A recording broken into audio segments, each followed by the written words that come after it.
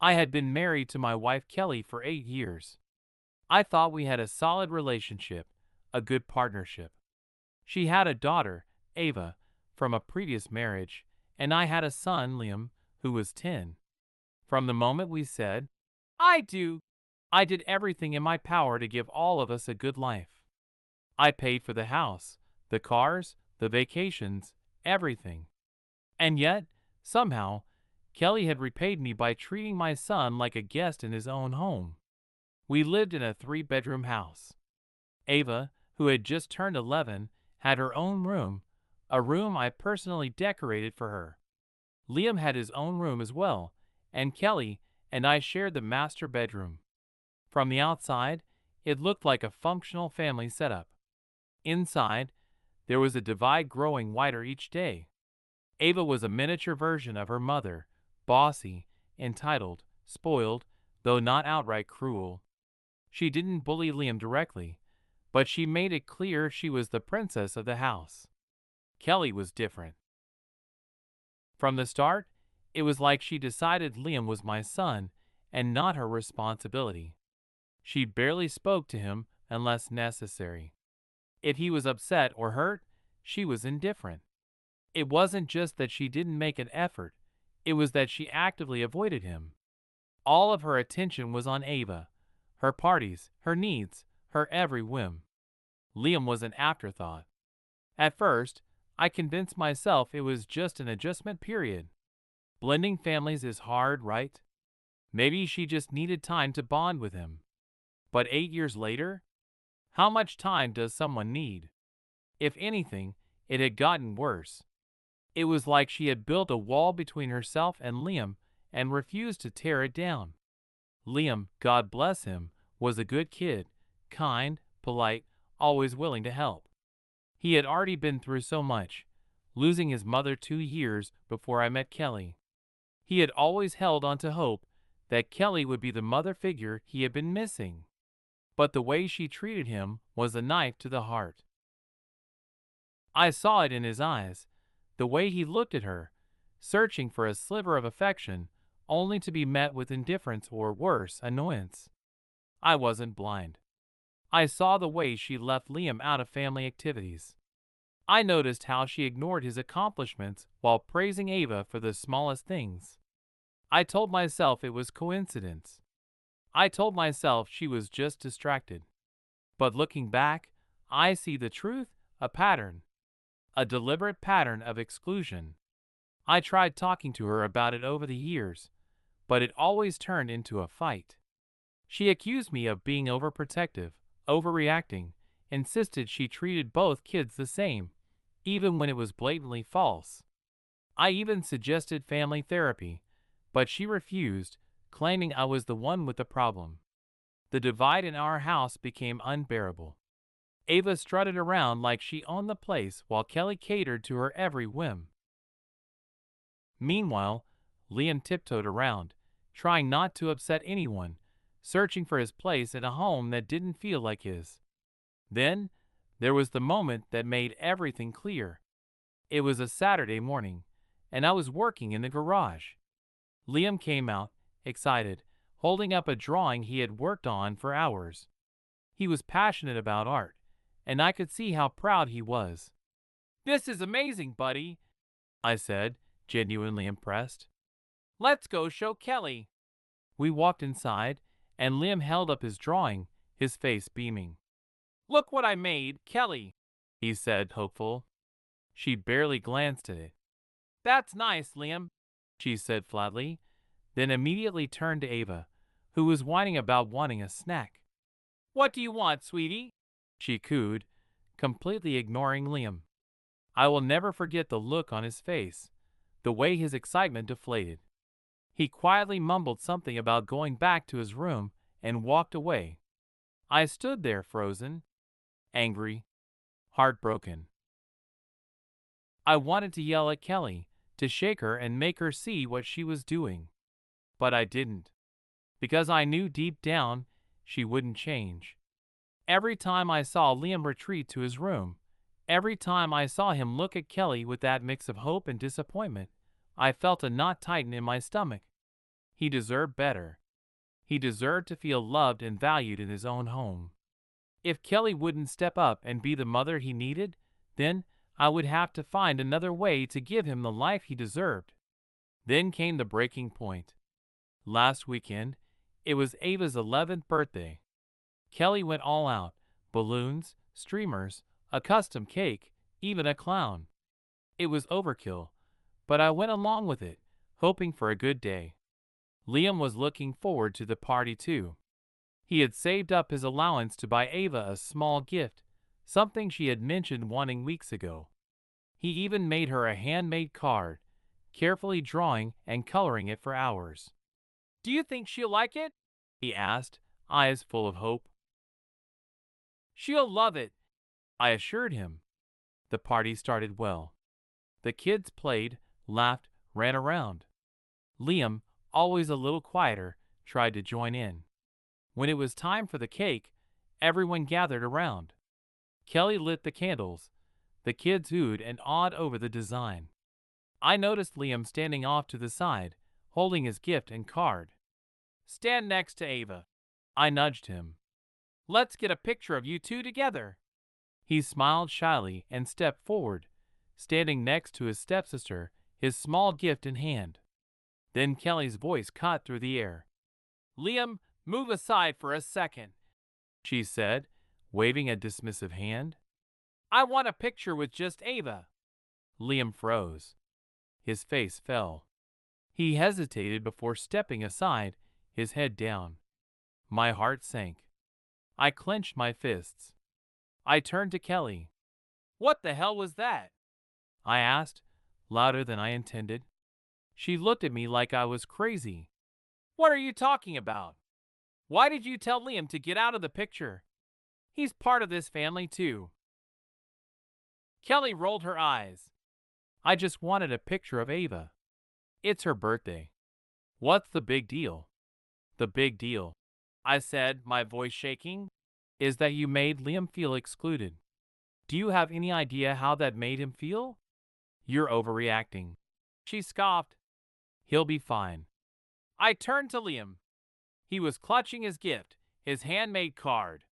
His eyes were wet, but he was forcing a smile. "Yeah, I'm fine," he whispered. I snapped. "You are creating a divide in this family." I told Kelly that night. Her response was cold. "I'm already doing enough by letting him live here. Don't ask me to do more." "Letting him live here? Like he was some guest?" "This is his home, Kelly," I said, my voice firm. "And if you can't treat him like he belongs here, then maybe this isn't going to work." For the next few days, the house was silent. Even Ava, always basking in attention, seemed uncomfortable. But Liam? Liam just kept his head down. He was used to being collateral damage. That was when I made my decision. I ordered discreet cameras online. I hated the idea of spying in my own home, but something inside me told me I needed proof. Proof for myself. Proof for the divorce I was now seriously considering. The footage revealed the truth: Ava mocking Liam, stealing his things, using the hoodie his late mother gave him to wipe up a spill. And Kelly? She laughed. Encouraged it. That was it. Now, I had everything I needed. Liam nodded silently and retreated to his room, clutching the ruined hoodie. Ava's giggles echoed in the background, and Kelly turned away, unfazed. Watching that footage felt like a punch to the gut. I knew things were bad, but this was abuse, plain and simple. The realization was almost too much to bear. That night, I sat in the dark, replaying the scenes in my head. The evidence was undeniable, but so was the pain. I made my decision. I was going ahead with the divorce. This wasn't a healthy family for my son or me, and I needed to take action immediately. The day I confronted Kelly with the videos was one of the hardest and most liberating moments of my life. I waited until Liam was at school and Ava was out with a friend. Kelly was in the living room, scrolling through her phone like nothing was wrong. My heart pounded, but I knew I had to stay calm and stick to the facts. "Kelly," I said, holding a folder filled with printed screenshots from the footage. "We need to talk." She barely looked up, annoyed. "Can it wait? I'm in the middle of something." "No," I said firmly, sitting down across from her. "It can't." I handed her the folder, and she reluctantly opened it.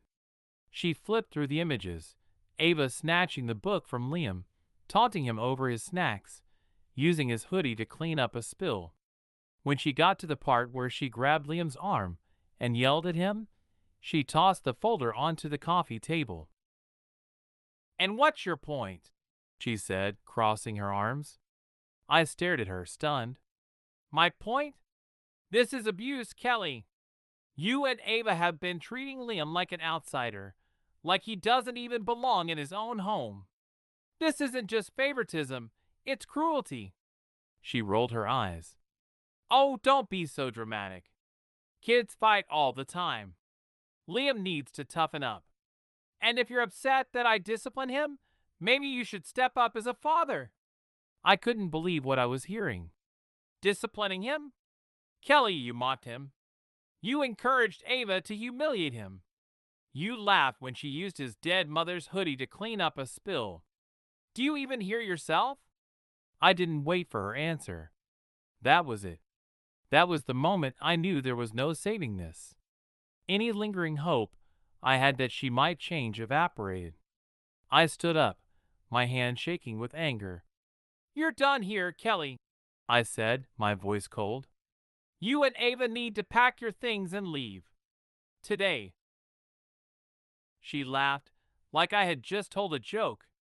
"Excuse me? Are you kicking us out of my house?" "My house?" I corrected. "I pay the mortgage, the bills, everything. And after what you've done to Liam, you don't deserve to live here." Her expression changed, entitlement turning into fury. "You can't just kick us out. Where are we supposed to go?" "That's not my problem," I said. "I'll give you a week to figure it out, but you're not staying here any longer. I've already contacted a lawyer. I'm filing for divorce." She stood up, screaming at me about how unfair I was being, how she had sacrificed so much for this family. I didn't engage. I just kept repeating, "You have a week. Pack your things." After Kelly moved out, I filed for divorce immediately. My lawyer helped me outline everything: finances, custody of the house, and, most importantly, ensuring Liam's safety. I expected Kelly to take the hint and move on quietly. We both knew the marriage was irreparably broken. But instead, she came back swinging. The first sign of trouble came when I was served with her response to the divorce petition. Kelly was demanding half of everything: the house, savings, cars, even a portion of my retirement fund. She also claimed she was entitled to spousal support because she had sacrificed so much to be in this marriage. I almost laughed when I read it.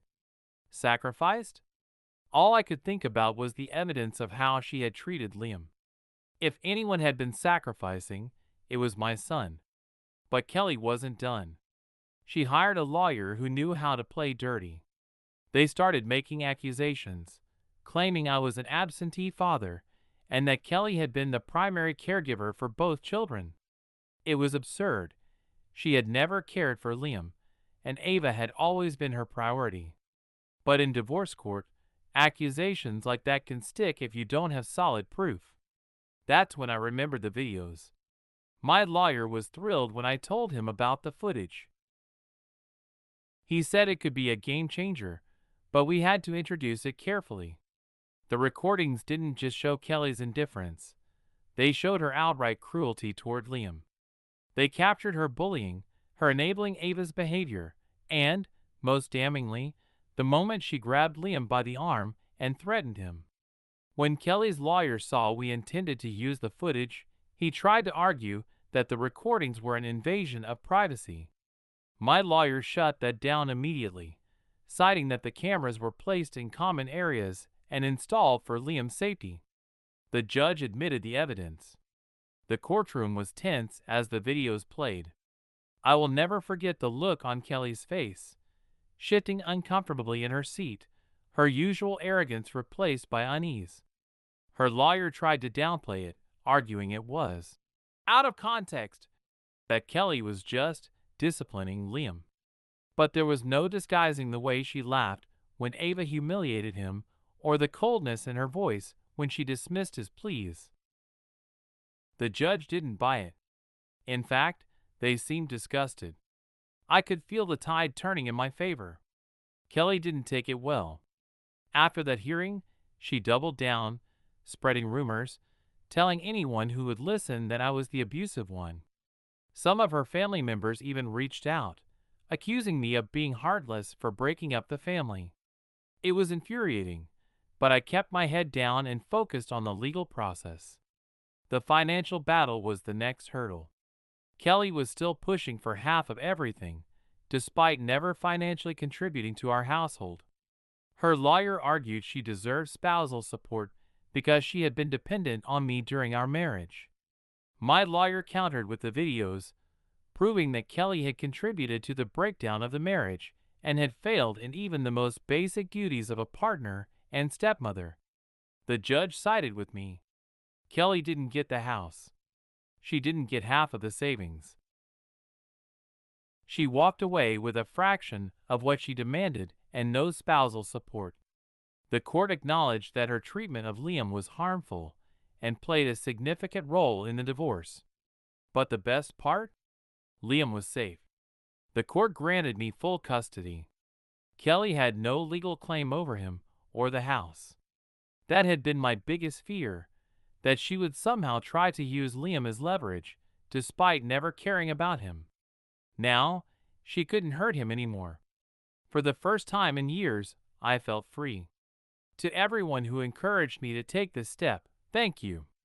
Your advice and support gave me the courage to do what needed to be done. If you're trapped in a toxic situation, please know there is a way out. It won't be easy, but it will be worth it. Liam and I are proof of that.